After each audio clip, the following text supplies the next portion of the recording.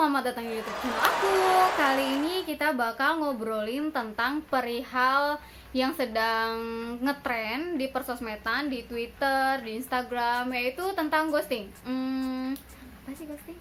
Manusia adalah makhluk sosial yang saling bergantung antara manusia yang satu dengan manusia yang satunya lagi, di mana komunikasi itu merupakan poin penting untuk menjalankan peran manusia sebagai makhluk sosial. Maka komunikasi yang baik haruslah terjadi sesuai dengan kebutuhan. Namun tak hayal, masalah yang kerap terjadi adalah masalah-masalah sosial yang berhubungan dengan komunikasi, yaitu salah satunya perihal ghosting. Kalau aku sendiri sih udah ngedenger tentang ghosting itu udah dari sekitar tahun 2017-an ya untuk istilahnya. Jadi itu udah mulai ngetren di saat kita udah kenal dengan dunia online dating, kayak Tinder, Tantan, terus Detox segala macam. Nah itu muncullah istilah-istilah ini tuh makin ngetren gitu. Tapi kali ini kita nggak bakalan ngebahas tentang dating app karena kita cuma ngebahas tentang ghosting. Tapi next video aku bakalan bahas tentang online dating kok. Menurut Oxford Dictionary, ghosting adalah praktik mengakhiri hubungan pribadi dengan seseorang dengan tiba-tiba menghentikan semua komunikasi tanpa penjelasan. Jadi istilah perlakuan Indonesianya itu kita sering dengar kayak aduh digantungin nih, di PHP ini gitu ya. Tapi beda sama perihal bisnis, perihal karir, tapi ini lebih ke emosional, yaitu tentang hubungan relationship atau tentang romansa.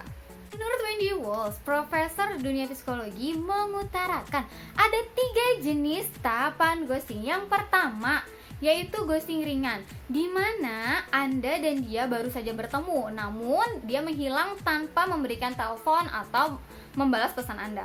Yang kedua, ada ghosting sedang, saat Anda bertemu orang baru dan sudah beberapa kali bertemu, namun dia tiba-tiba menghilang. Yang terakhir, ada ghosting berat, saat hubungan Anda sudah sangat intim, namun tiba-tiba salah satu menghilang tanpa sebab. Aku pernah baca istilah ghosting ini tuh udah ada di tahun 1990-an. Biasanya masuk ke dalam lirik lagu, di dalam artikel, tapi tidak nggak dispesifikasikan seperti di tahun 2017 yang dia memiliki arti tersendiri seperti itu. Di dalam sebuah kasus pasti ada korban, pelaku, dan tindakan apa sih yang dilakuin gitu kan. Pertama kita bahas dulu tentang pelaku.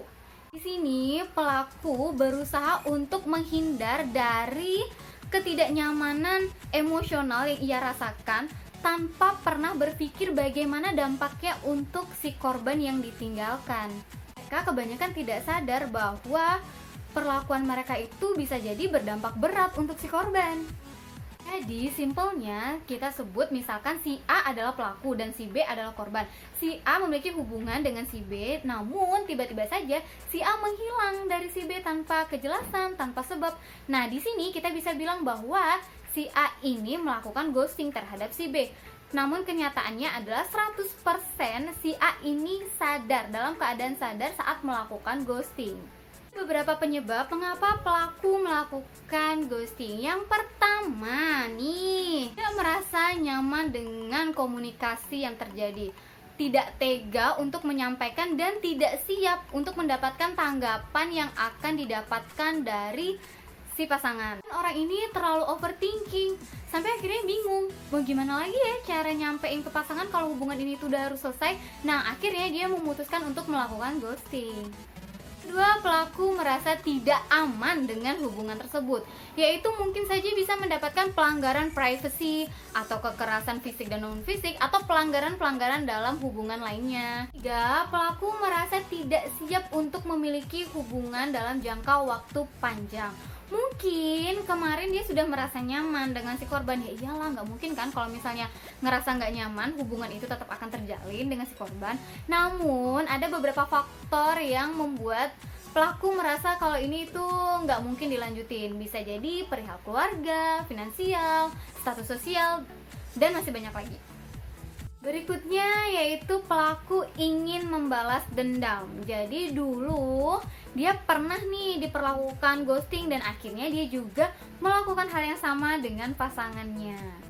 Yang berikutnya hanya mampir karena ia sedang dalam masalah lain. Terus di sini juga kita tuh jadinya sering kan ngelihat kalau loh, kok dia baru pisah, terus nggak bales chat, nggak balas pesan, tiba-tiba dia udah posting fotonya sama orang lain gitu. Nah ini sebenarnya itu tidak menutup kemungkinan kalau sebenarnya dia itu sedang melakukan studi di dirinya sendiri. Apakah korban ini lebih baik daripada pasangannya sebelumnya, atau pasangan yang sebelumnya ini merupakan pasangan yang terbaik untuk dia. Jadi istilahnya kayak cuma mampir gitu sama si korban, atau bisa jadi juga dia memang sebenarnya belum siap untuk dirinya sendiri memiliki suatu hubungan. Dan juga karena komunikasi atau koneksi yang tidak terhubung. Bisa jadi si korban ini terlalu jual mahal atau terlalu membuat PR yang banyak untuk si pelaku, hingga akhirnya pelaku bingung sebenarnya cocok nggak sih untuk dilanjutin atau memang harus berhenti. Nah bisa jadi juga karena korban terlalu melabeling si pelaku. Jadi sedikit-sedikit dibilang tukang selingkuh, sedikit-sedikit dibilang bakalan ninggalin aku. Nah itu hal-hal seperti itu juga memicu pelaku akhirnya melakukan hal-hal yang memang sudah terlanjur di labeling gitu. Hubungan ini tidak menyelesaikan masalahnya dengan tuntas. Jadi pelaku sedikit-sedikit mengalah, sedikit-sedikit mengalah. Kenapa? Karena si korban ini mungkin saja terlalu playing victim, merasa dirinya begitu benar terus. Jadi nggak ada lagi komunikasi di sana. Tidak sempatnya pelaku untuk menyampaikan apa sih kurangnya sesuatu di dalam hubungan, dimana sejatinya hubungan itu selesai dan dimulai dari dua orang bersama memulai dan bersama menyelesaikan. Jadi ghosting merupakan cara tercepat yang diambil oleh pelaku karena dia nggak mau lagi terlibat dalam sebuah konflik. Muncullah beberapa efek yang dialami oleh si korban. Yang pertama, terjadinya ambiguitas di dalam suatu hubungan. Jadi korban tuh bingung, ngerasa apa ya yang salah, apa yang terjadi gitu. Karena pihak A tadi, pelaku pergi tanpa menjelaskan apapun. Umumnya korban akan merasakan perasaan sakit secara emosional yang sama dengan sakit secara fisik gitu. Dimana kamu tuh merasa nggak diterima, kamu merasa tidak didengarkan, dikucilkan, dan akhirnya kamu ditinggal. Menurut laporan halaman Psychology Today, bayangkan saja kamu ditinggalkan tanpa kejelasan setelah menjalin hubungan dalam beberapa bulan, lalu beberapa tahun. Kamu pasti akan kebingungan kan? Berikutnya, korban masih merasa memiliki hubungan yang belum tuntas oleh si pemberi harapan palsu. Dan itu berdampak juga untuk korban, di mana korban sulit sekali untuk membuka hati dan perasaan serta mempercayai hubungan-hubungan yang baru. Korban merasa trauma karena korban tidak mengetahui kesalahan apa atau sebab apa yang dia lakukan sehingga hubungan ini harus berakhir. Di sana korban memiliki perasaan tertolak dan tidak sempat memiliki waktu untuk memperbaiki sebuah hubungan yang terjadi sehingga hubungan itu kandas. Kata lagi nih teman-teman, jika korban memiliki rasa kepercayaan diri yang rendah, ada penelitiannya, aku bacain ya. Menurut jurnal Harvard College tahun 2008, individu dengan kepercayaan diri rendah akan sulit untuk membangun mindset positif pada hubungan selanjutnya. Ini karena rasa trauma, rasa malu, dan rasa penyesalan akibat hubungan yang kandas terdahulu. Nah, bukan hanya itu, kerap kali juga teman-teman aku tuh nanyain, jadi sebenarnya murni nggak sih pelaku ini ngelakuin kesalahan karena dia udah ngeghostingin seseorang? Menurut kalian gimana? Nah, subjektif aku bakalan bilang iya. Kenapa? Karena pelaku itu emang pergi tanpa aba-aba, tanpa warning, tanpa kasih tahu apapun, tiba-tiba ngilang aja dari si korban. Dimana korban ini bener-bener ngerasain kekerasan emosional tadi ya, dan itu nggak bisa aku benerin. Kayak lagunya Bunda Maya deh zaman dulu tuh. Tapi kau hanya menghilang bagai hantu, sakitnya aku. Oke, kalau aku agak salah sedikit lirik nggak masalah. Pokoknya lagu itu kita lagi nggak bahas lagu itu, tapi ya gitu. Jadinya emang ghosting itu nggak aku benerin sama sekali ya teman-teman. Oke, kita lanjut lagi. Nah, apalagi kalau misalnya nih pelaku pergi secara tiba-tiba terus memiliki pasangan baru tanpa sepengetahuan si B, kan jatuhnya jadi selingkuh ya, dimana kamu udah ditinggal, diselingkuhin lagi. Jadi ya bener-bener bakalan sakitnya tuh 2-3 kali gitu. Mau udah dikasih tahu ke pasangannya atau ke si B kalau misalnya hubungan ini tuh terjadi karena si pelaku tuh udah punya juga pasangan aslinya, itu juga tetap salah karena si pelaku juga jadinya selingkuh dari pasangan yang asli. Tapi jika kita mendengarkan secara objektif dari kedua belah pihak nih, misalnya si pelaku cerita, kenapa aku ngelakuin ghosting, itu tuh karena pasangan aku tuh nggak bisa paham sama kesalahan-kesalahan yang ada di dalam hubungan kita. Atau aku tuh udah nyoba untuk bilang sama dia alasan kenapa aku berpaling, tapi dia tetap aja ngelakuin kesalahan-kesalahannya terus nggak pernah mau ngasih kesempatan untuk memperbaiki hubungan. Atau bisa jadi tadi kayak yang udah aku sampein di awal, si korban ini ngelakuin playing victim, seolah-olah memang dia korban dan pelaku itu adalah orang yang paling salah di dalam suatu hubungan. Padahal di dalam satu hubungan itu nggak mungkin kan kayak misalnya api sama korek, nggak bakalan ada api kalau nggak ada korek.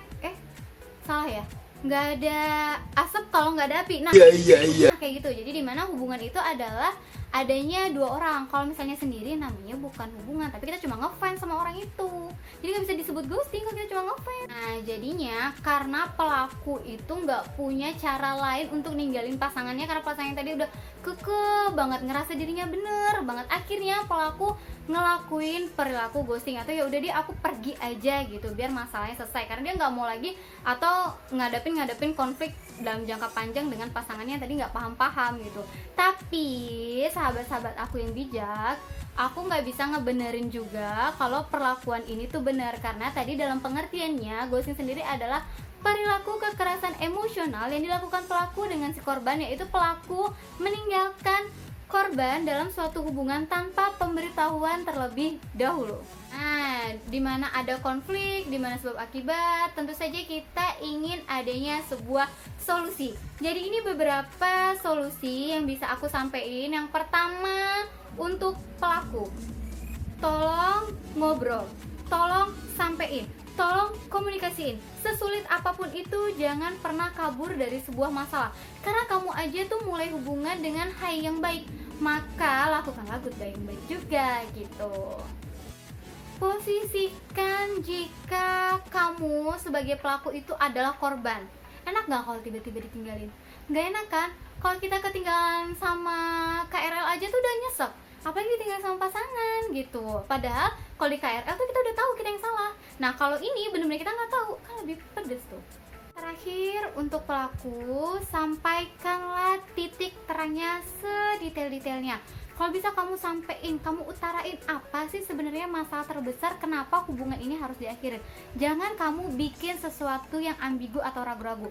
Misalnya kamu udah punya sosok lain yang kamu suka, terus kamu tuh bilang kalau ternyata itu tuh nggak ada gitu, jadi kamu nutupin diri kamu sendiri, itu nggak baik ya. Jadi mending obrolin aja apa adanya, supaya apa? Supaya jadi bahan pembelajaran antara kamu dan pasangan dalam mengakhiri sebuah hubungan. Nah, gimana untuk korban? Nah, ini ada solusi untuk korban. Yang pertama, komunikasi. Jadi redam emosi, kita komunikasi yang terbuka supaya pasangan kita itu nggak bakalan ninggalin kita secara tiba-tiba. Jadi antara kita dan pasangan bisa ngobrol, apa sih kesalahannya, bisa diperbaiki atau enggak gitu. Yang kedua, jika dia tidak melakukan respon dengan baik atau dia tetap diem, please kalian jangan berpikir yang aneh-aneh. Memang berat, tapi kita harus lebih peka sama diri kita sendiri. Mungkin ini tuh salah satu tanda dari alam bahwa hubungan ini tuh nggak baik dan nggak bisa dilanjutin. Seharusnya kamu bersyukur mengapa perihal ini terjadi, dan akhirnya kamu sama dia bisa pisah sekarang, bukan di saat hubungan kalian sudah benar-benar serius ke tahap-tahap selanjutnya. Berat iya, apalagi jika hubungannya itu sudah memiliki rasa emosional yang begitu mendalam. Yang ketiga, kamu harus berpikir untuk tinggalkan, dan tinggalkan walaupun ini berat, tapi ini udah nggak aman. Jadi misalnya pasangan kamu tuh yang tadinya ngechat kamu terus, atau pokoknya selalu respon, kalau ada masalah sedikit langsung diobrolin, tapi ini udah beberapa kali dia ngelakuin silent treatment, itu mending kamu langsung ambil keputusan untuk tinggalkan. Nah, beda ya, beda-beda tipis sih antara ghosting sama silent treatment. Nanti silent treatment kita bakalan obrolin di video aku yang selanjutnya. Jangan menyalahkan diri sendiri akibat hubungan yang kandas. Tidak, hubungan tadi udah aku bilang akan berlanjut karena kedua belah pihak, maka selesai pun pasti karena kedua belah pihak itu juga gitu. Yang keempat, jangan stalking akun apapun yang dimiliki pasangan kamu atau pasangan barunya, karena itu bakalan bener-bener makin bikin kamu sakit hati gitu. Jadi itu tuh bukannya bikin kamu sembuh, tapi makin bikin kamu tuh merasakan sakit. Ditambah lagi kalau misalnya kamu dengan sengaja bikin fake account cuma buat ngeliatin dia, atau kamu kasih tahu sama teman-teman kamu semuanya apa yang terjadi dalam hubungan kalian, terus nanti kamu bakalan dapat kabar-kabar yang lebih banyak gitu dari teman-teman kamu. Oh iya ternyata dia gini. Itu tuh sama sekali nggak nyelesain masalah yang ada di diri kamu dan perasaan kamu, karena yang tahu itu cuma kamu. Jadi cukup kamu simpen dulu, kamu sembuhin diri kamu dulu. Jangan menyalahkan keadaan, tapi lebih ke arah bagaimana ya caranya, bukan ke arah kenapa, mengapa ya ini terjadi sama aku gitu. Stop untuk berharap kalian bakal balikan. Big no ya, ini kesalahan besar. Mungkin kalian akan balikan, kita nggak ada yang pernah tahu jodoh, tapi sudah pasti kalian akan kembali dalam versi terbaiknya kalian, bukan lagi di dalam versi kalian yang masih ruwet-ruwet kayak sekarang. Jadi tetap aja kamu nikmatin hari-hari kamu nikmatin semua kehidupan kamu yang baru tanpa dia, dan aku yakin banget dengan seperti itu kamu akan menjadi pribadi yang jauh lebih baik lagi. Yang terakhir, kamu harus move on. It's hard, I know. Ini emang gampang untuk ngomong move on, tapi kenyataannya emang susah.